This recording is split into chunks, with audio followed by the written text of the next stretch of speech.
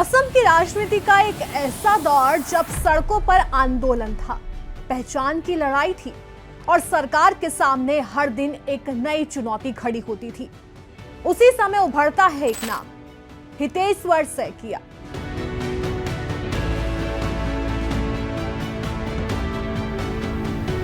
उनका जीवन सिर्फ एक नेता की जीवनी नहीं बल्कि उस असम की कहानी है जो उथल-पुथल, संघर्ष और राजनीतिक बदलाव से गुजर रहा था। सैकिया को समझना मतलब उस दौर को समझना है जहां हर फैसला या तो व्यवस्था बचाता था या विवाद को जन्म देता था। वो असम के क्राइसिस मैनेजर थे या कंट्रोवर्शियल सीएम, ये भी डिबेट का विषय है। इस बात की चर्चा राजीव भट्टाचार्य की पुस्तक द मिराज ऑफ डॉन से लेकर कई पुस्तकों में है। राजीव भट्टाचार्य की पुस्तक द मिराज ऑफ डॉन और संजीव बरुआ की किताब India against itself, Assam and the politics of nationality के अनुसार 12 अप्रैल 1934 को शिवसागर जिले में जन्मे सैकिया की शुरुआती जीवन बेहद नॉर्मल था। ग्रामीण परिवेश में पले बढ़े सैकिया ने बचपन से ही अनुशासन और सादगी को अपनाया। वो ना तो किसी बड़े राजनीतिक परिवार से थे और ना ही उनके पास कोई खास संसाधन थे, लेकिन यही सिंपल बैकग्राउंड उनके व्यक्तित्व की ताकत बनी। उन्होंने कम संसाधनों में भी पढ़ाई को प्राथमिकता दी और खुद को एक गंभीर, सोचने वाले छात्र के रूप में स्थापित किया। 1979 से लेकर 2000 वो उसके बाद भी असम अराजक सामाजिक और राजनीतिक बदलावों के दौर से गुजर रहा था। उसी माहौल में सैकिया के भीतर सार्वजनिक जीवन के प्रति रुचि जगाने लगा। वो भीड़ में अलग दिखने वाले नहीं बल्कि चुपचाप सीखने और समझने वाले व्यक्ति थे। पूर्व सीएम हितेश्वर सैकिया ने आगे चलकर बीए और एलएलबी की डिग्री हासिल की। वकालत के दौरान उन्होंने सिस्टम की जमीनी सच्चाई को करीब से देखा। अदालतों में आने वाले मामलों ने ये समझाया कि आम आदमी के लिए न्याय पाना कितना कठिन है। यही अनुभव उनके भीतर प्रशासनिक सोच विकसित करने लगा।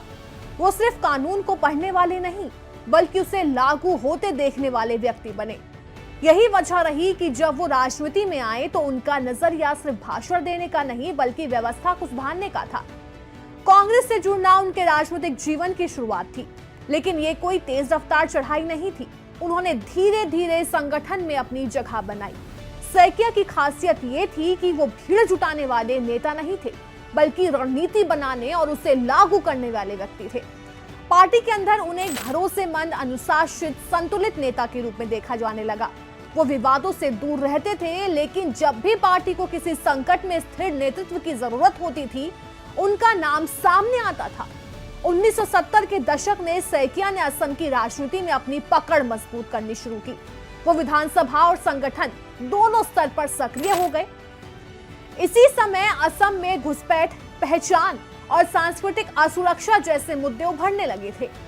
ये वही दौर था जिसने आगे चलकर असम आंदोलन की नींव रखी।